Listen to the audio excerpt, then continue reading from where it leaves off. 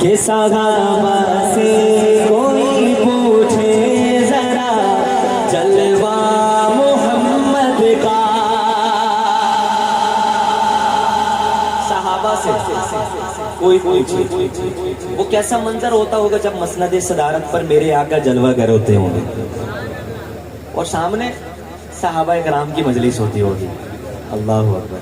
अब शेर सुनिएगा क्या लिखते हैं शायर के सहाबा से कोई पूछे जरा जलवा मोहम्मद का। सहाबा से कोई पूछे जरा जलवा मोहम्मद का। सहाबा से कोई पूछे जरा जलवा मोहम्मद का।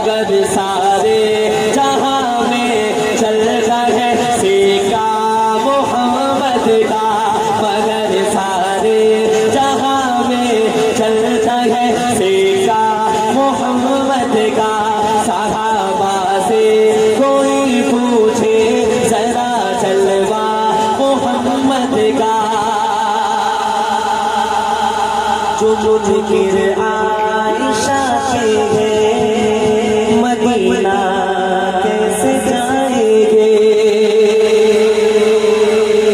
शेर के आगे में आपने नुमाइंदगी करनी है और मेरे साथ जुमला पूरा करना है। करेंगे इंशाअल्लाह। शायर लिखते हैं कि जो जिक्र आयशा के है मदीना कैसे जाएंगे।